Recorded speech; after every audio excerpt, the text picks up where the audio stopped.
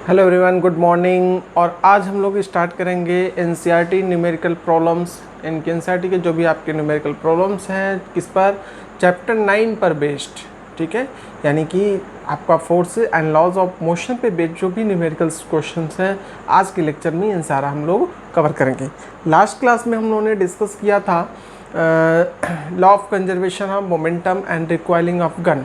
ठीक है, और इसी पे बेस्ड सबसे पहले हम लोग इस पे बेस्ड कुछ क्वेश्चंस कर लेते हैं। आइए, तो सबसे पहले हम एनसीईआरटी का एग्जांपल नंबर 9.6 देखेंगे। क्या है एग्जांपल 9.6?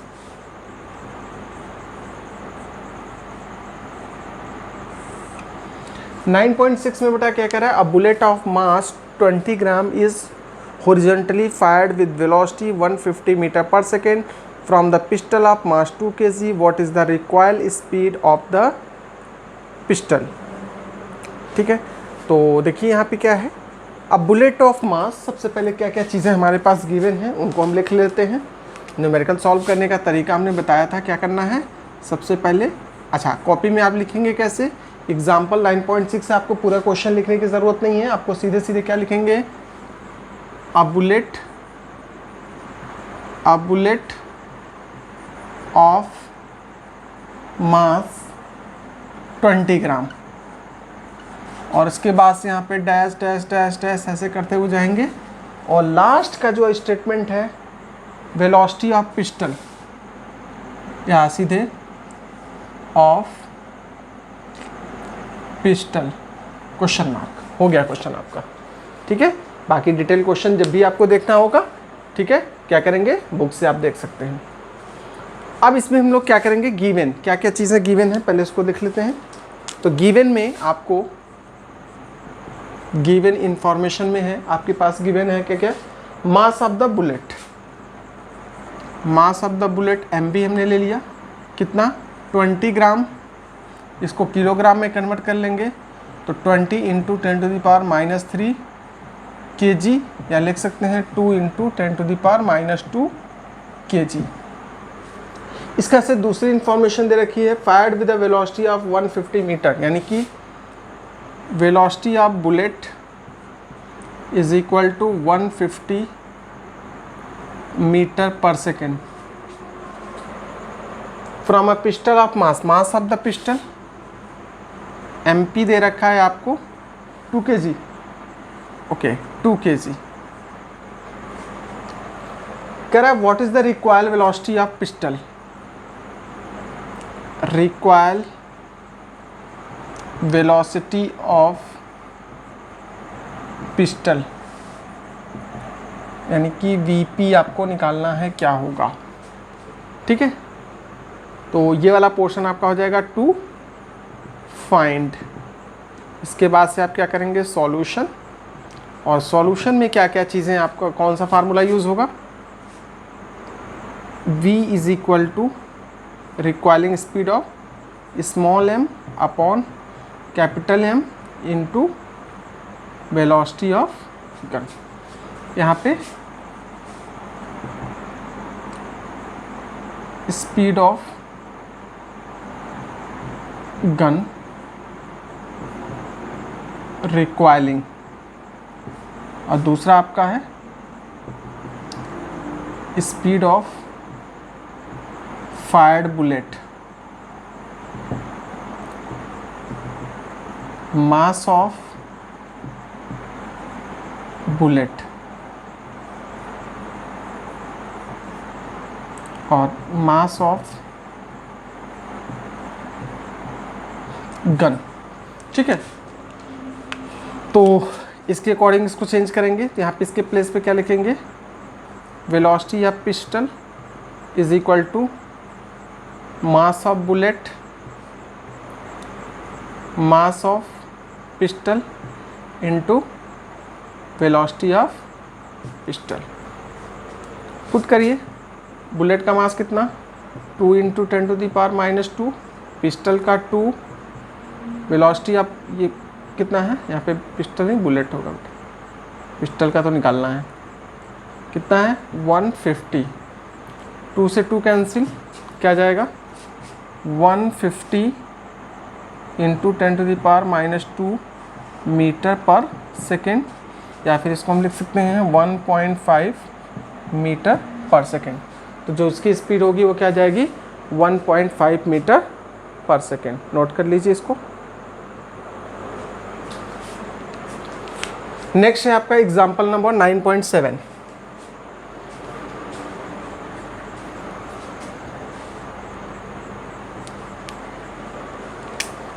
Example number 9.7। सिर्फ हम गिवन टू फाइंड ये वाले पार्ट्स को हम रिमूव कर देते हैं और यहाँ पे क्वेश्चन आपका चेंज हो जाएगा। क्या है, a girl of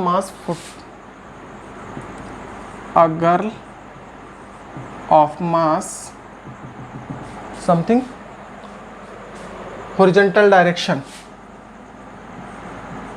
horizontal direction, question mark है आपका, क्वेश्चन मार्क नहीं है सॉरी, इसमें लास्ट में क्वेश्चन मार्क नहीं है। अब क्या क्या गिवन है इस क्वेश्चन में, पहले हम लोग शॉर्ट आउट करते हैं। गिवन पार्ट में क्या क्या दिया है आपको, correct, girl of mass 40 kg, तो मास ऑफ द गर्ल हमने मान लिया mg, g for girl is equal to 40 kg। और क्या दिया है, वेलोसिटी कितनी दे रखी है गर्ल की, jumps with a horizontal velocity of 5 metre पर सेकेंड ऑन टू व्हील्स। ठीक है, जो व्हील्स हैं जैसे कि आपका मान लीजिए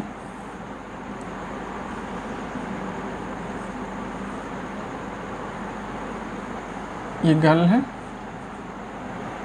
इस पे जंप कर रही है, तो इनिशियल वेलोसिटी ऑफ गर्ल कितना है, गर्ल की इनिशियल वेलोसिटी दे रखी है 5 मीटर पर सेकेंड, और यहाँ पे on to a stationary cart, ये कार्ट की जो वेलोसिटी है इसको हमने, this is the cart and this is girl.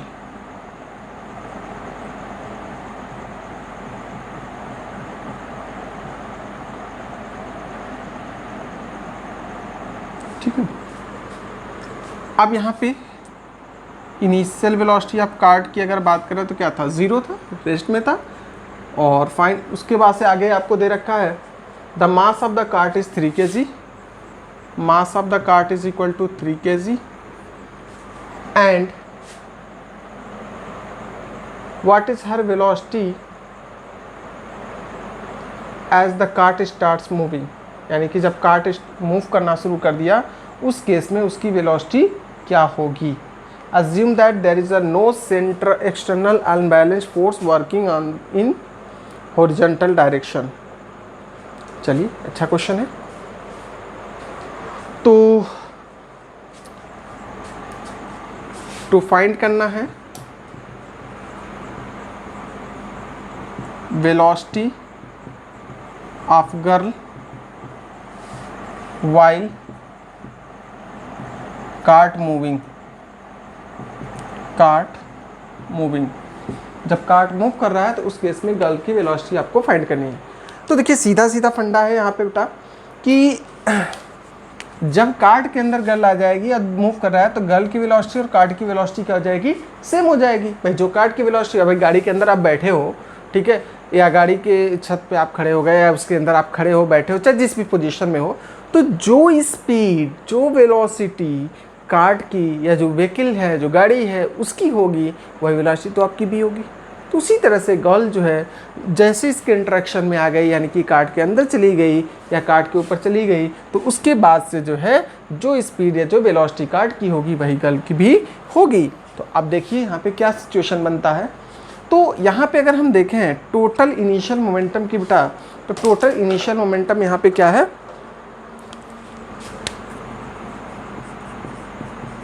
Total initial momentum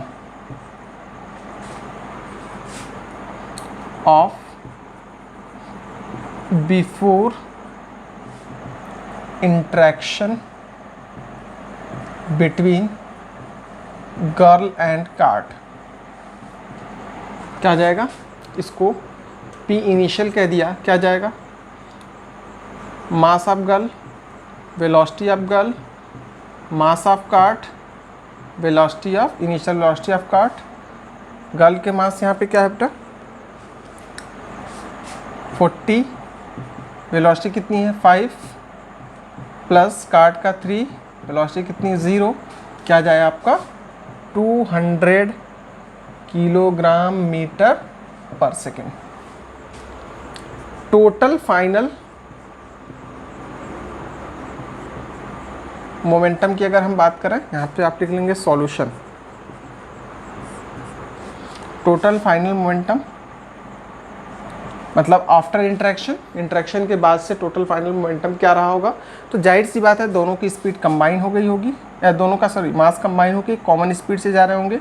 तो mass of girl plus mass of cart into v is equal to क्या जाएगा 40 plus 3 into v is equal to 43 v. Law of conservation of momentum के according क्या जाएगा 43 v is equal to 200, this implies v is equal to 200 upon 43 metre पर second. ठीक है, इसको हम लोग सॉल्व करेंगे तो क्या आएगा 4.65 यहाँ पे प्लस में आ रहा है, ध्यान रखिएगा, मीटर पर सेकेंड। ठीक है, पॉजिटिव आने का मतलब ये वैल्यू पॉजिटिव आ रही है, इसका मतलब कि गर्ल की जो स्पीड होगी वो कार्ट के डायरेक्शन में होगी, यानी कि कार्ट जिस डायरेक्शन में मूव कर रहा है उसी डायरेक्शन में गर्ल की भी स्पीड होगी। ये चीज़ आपको ध्यान रखना है। ठीक है, क्लियर है आई थिंक ये पॉइंट आपको। ओके, इसके बाद से आप नेक्स्ट क्वेश्चन देख लेते हैं। चलिए नेक्स्ट क्वेश्चन में हम आपको हिंट देते हैं, इसको आप लोग खुद से ट्राई करिएगा। कह रहा the hockey players of opposite team while trying to hit a hockey ball on the ground collide and immediately becomes the entangled. One has mass 60 kg and was moving with a velocity of 5 meter per second, while the other has a mass 55 kg and was moving faster with velocity of 6 meter per second towards the first player. In which direction and the what velocity will be they move after they become entangled? Assume that the frictional force acting between the feet of the two players and ground is negligible. Okay, देखिए ये समझिए, आपको इसको थोड़ा सा हम आपको imagine कराते हैं। ये आपका क्या है, एक प्लेयर है, ये दूसरा प्लेयर है। इसकी स्पीड कितनी है आपको दे रखा 5 मीटर और इसकी स्पीड 6 मीटर। इसका मास कितना 60 kg, इसका मास आपका 55 kg। दोनों एक दूसरे से आ रहे हैं, इंटेंगल हो रहा है। ठीक है, और इसके बाद से कह रहा है कि towards the first player in which direction. Okay, जब ये दोनों टकराने के बाद से ये किस डायरेक्शन में इंटेंगल्ड होंगे। तो सिंपल सा फंडा है कि initial momentum, total initial momentum इनका निकाल लेंगे। इसका मास इंटू इसकी वेलोसिटी प्लस इसका मास इंटू इसकी वेलोसिटी, ये टोटल इनिशियल मोमेंटम हो गया। फाइनल मोमेंटम के बाद से यानी कि दोनों क्या आ जाएंगे, कंबाइन हो जाएंगे। कंबाइन हो करके एक दूसरे के ऊपर इंटेंगल हो रहे हैं। इंटेंगल मतलब दोनों कंबाइन होंगे, दोनों का मास कांस्टेंट मतलब ऐड हो जाएगा, तो दोनों का मास ऐड कर लेंगे। प्लस एक कॉमन वेलोसिटी से ये मूव करेंगे, कॉमन वेलोसिटी से मूव करेंगे। अब इसके बाद से क्या होगा, टोटल फाइनल मोमेंटम क्या आ जाएगा, इन दोनों का टोटल मास प्लस इसका जो कॉमन वेलोसिटी है वो कॉमन वेलोसिटी हम ले लेंगे। ठीक है, और उसके बाद से total initial momentum total final momentum के इक्वल कर देंगे, तो हमें क्या मिल जाएगा, वेलोसिटी मिल जाएगा। और वेलोसिटी की वैल्यू पॉजिटिव आ रही है। अगर देखिए, अगर हमने इस वाले के डायरेक्शन को पॉजिटिव माना, इस वाले के डायरेक्शन को नेगेटिव माना, तो अगर दोनों की वेलोसिटी की पॉजिटिव आ रही है तो मतलब कि इस डायरेक्शन में मूव कर रहे हैं, और अगर नेगेटिव आ रही है तो मतलब इस डायरेक्शन में मूव करना है। ठीक है, तो वो डिपेंड करेगा कि जैसा हम इमेजिन करेंगे उसके अकॉर्डिंग। ठीक है, तो आपका सिचुएशन देख करके आप बता सकते हैं। तो सेम इसी तरह से क्वेश्चन ये भी है, तो इसको आप लोग इजीली कर सकते हैं। ठीक है, नेक्स्ट एग्जांपल आपका है, ये एग्जांपल 9.8 था। ओके, एग्जांपल क्वेश्चन अब आपके कंप्लीट हो गए। इसके बाद से आपका जो है नेक्स्ट इन टेक्स्ट क्वेश्चन है। In text question page number 126 इसमें क्वेश्चन नंबर 1 है, if action is always equal to the reaction explain how a horse can pull a cart. अगर एक्शन रिएक्शन इक्वल होते हैं तो एक हार्स जो है कार्ट को कैसे पुल कर पाता है। अच्छा क्वेश्चन है, बहुत इंपॉर्टेंट है, ये ध्यान रखिएगा एग्जाम के पॉइंट ऑफ व्यू से भी।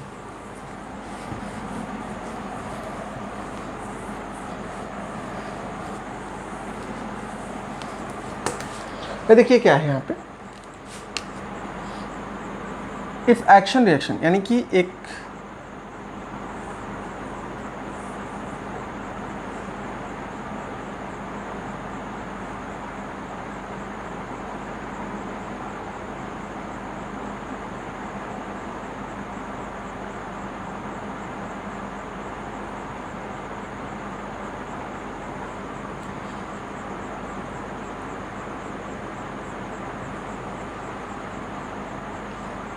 अब क्या होता है, ये आपका एक हार्स है,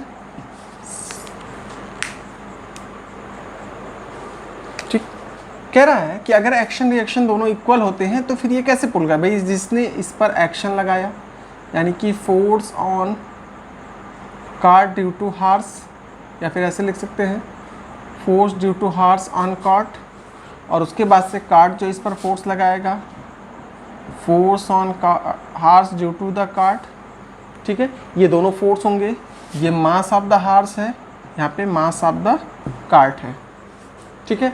तो जाहिर सी बात है कि एक्शन रिएक्शन फोर्सेस दोनों हैं क्या है, अपोजिट ऑब्जेक्ट, यानी कि दोनों डिफरेंट ऑब्जेक्ट पे काम करते हैं, इस वजह से वो एक दूसरे को बैलेंस नहीं करते हैं, और इस वजह से क्या होता है कि इस हार्स को आगे चलने में कोई दिक्कत नहीं महसूस होती है, मतलब कि वो ईजिली कार्ट को खींच पाता है, कार्ट को ले जा पाता है आगे की तरफ। नेक्स्ट क्वेश्चन है, explain why it is difficult for a fireman to hold a hose with exact large amount of water of highly velocity. भाई हाई वेलोसिटी से अगर आगे की तरफ जा रहा है, ठीक है, तो क्या होगा कि जो हॉज है वो रिक्वाइल होगा बैक डायरेक्शन में, पीछे की तरफ रिक्वाइल होगा, ठीक है, जितना मोमेंटम आगे की तरफ चेंज होगा उतना ही मोमेंटम पीछे की तरफ चेंज होता है, इस वजह से जो है उसको होल्ड करने में दिक्कत महसूस होती है। तो इसी वजह से वहाँ पर भी क्या होता है, वो अपने शोल्डर्स के बीच में, मतलब यहाँ पर ऐसे उसको होल्ड करके तब उसको रखा होता है, ताकि जो है बहुत ज़्यादा पीछे की तरफ जर्किंग ना हो, like a requiring of gun की तरह से यहाँ पे भी चीज़ें होती हैं। नेक्स्ट क्वेश्चन है, from a rifle of mass 4 kg a bullet of mass 50 gram is fired with an initial velocity दे रखा है, calculate the initial requiring velocity of the rifle. Requiring velocity यहाँ पे क्या होगा, बिफोर फायरिंग आफ्टर फायरिंग वाला concept use करेंगे, ठीक है। फायर किया गया और उसके बाद से जिस वेलोसिटी से बुलेट आगे गई, तो बुलेट का मोमेंटम आगे की तरफ equal to velocity momentum of the gun, ठीक है, या कह सकते हैं कि मोमेंटम ऑफ द गन या rifle plus momentum of the bullet after firing is equal to before firing momentum of the bullet and gun system before firing, और before firing दोनों रेस्ट में थे तो दोनों का कि मोमेंटम क्या होगा, 0 हो जाएगा। तो इस तरह से यहाँ पे सेम वही रिक्वायरिंग स्पीड का फार्मूला यूज़ करिए और यहाँ से ये क्वेश्चन आपको मिल जाएगा। यहाँ पे मास ऑफ द राइफल का मास दे रखा है 4 kg, बुलेट का मास दे रखा है 50 ग्राम, ग्राम में दे रखा है। ध्यान रखिए न्यूमेरिकल सॉल्व करते टाइम कभी भी यूनिट जो होनी चाहिए वो क्या होना चाहिए, सेम होना चाहिए, सेम सिस्टम में होना चाहिए। तो यहाँ पे ग्राम आपका CGS सिस्टम में है, तो इसको आप कन्वर्ट कर लोगे इसमें SI सिस्टम में, ठीक है। तो SI सिस्टम में 50 ग्राम को किलोग्राम में कन्वर्ट करना होगा, तो क्या करेंगे, 50 ग्राम को किलोग्राम में कन्वर्ट करने के लिए हम 1000 से डिवाइड कर देंगे या 10⁻³ से मल्टीप्लाई कर लेंगे, बात एक ही हो जाएगी, ठीक है। तो यहाँ से आप कैलकुलेट कर लेना। Next question number 4 in text question ही है, ध्यान रखिए। 2 objects of masses 100 gram and 200 gram are moving along the same line and the direction with velocities of 2 meter per second and 1 meter per second respectively, they collide and after the collision the first object moves a velocity of 1.67, determine the velocity of the second object। यहाँ पे law of conservation of momentum का concept बेटा लगाना, ठीक है, जो formula अभी हमने लास्ट में ड्राइव किया था, टोटल इनिशियल मोमेंटम, भाई इनिशियल टोटल मास, दोनों का मास मालूम है 100 ग्राम। ध्यान रखिए इसको कन्वर्ट कर लीजिए, साइज सिस्टम में 100 ग्राम है तो उसको किलोग्राम में कन्वर्ट करेंगे तो 1000 से डिवाइड करेंगे तो आएगा 0.1 ग्राम, 1 किलोग्राम। 200 ग्राम है तो वो आ जाएगा 0.2 किलोग्राम। तो अब दे रखा है कि इनिशियल दोनों क्या हैं, moving along the same line, दोनों की इनिशियल स्पीड दे रखी है, UA दे रखी है आपको, MA दे रखा है, ठीक है। उसके बाद से आपके पास दे रखा है कि फर्स्ट यानी कि VA दे रखा है, वेलोसिटी ऑफ ए ऑब्जेक्ट, यानी फर्स्ट ऑब्जेक्ट की वेलोसिटी दे रखी है, सेकेंड की निकालनी है। तो टोटल इनिशियल मोमेंटम यानी कि पहले ऑब्जेक्ट का मोमेंटम मास इंटू वेलोसिटी कर लोगे, प्लस दूसरे ऑब्जेक्ट का मास इंटू वेलोसिटी इनिशियल, ये टोटल इनिशियल मोमेंटम हो जाएगा। उसके बाद से ये इक्वल हो जाएगा किसके, टोटल फाइनल मोमेंटम के। फाइनल मोमेंटम क्या होगा, पहले ऑब्जेक्ट का फाइनल मोमेंटम प्लस पहले ऑब्जेक्ट का फाइनल मोमेंटम निकालने के लिए क्या करेंगे, मास of the object and it's final velocity, plus इसके बाद से हम क्या करेंगे, दूसरे ऑब्जेक्ट का मास और उसकी वेलोसिटी। तो वेलोसिटी तो मालूम नहीं है, वही निकालना है हमको, लेकिन उसका मास नोन है, जो पहले है वही बाद में भी रहेगा, मास में कोई चेंज नहीं होता है, मास कांस्टेंट चीज़ है, उसमें कोई चेंज नहीं होगी। तो यहाँ पे इक्वेट करेंगे कि इक्वेशन बन जाएगी, उस इक्वेशन से सिंपली हम उसको कैलकुलेट कर सकते हैं, ठीक है। तो इसी के साथ इंटेक्स प्रॉब्लम जितने थे, इंटीरियर प्रॉब्लम्स थे, वो सारी चीज़ें जो है इस चैप्टर की कवर हो गई हैं, ठीक है। बाकी हम लोग नेक्स्ट क्लास में, आगे क्लास में हम लोग डिस्कस करेंगे इसके एक्सरसाइज की क्वेश्चंस, यानी कि एक्सरसाइज में जितने क्वेश्चंस हैं उनको हम लोग डिस्कस करेंगे एक एक करके, ठीक है। तो फिलहाल आज के लिए इतना ही। Thank you, have a nice day.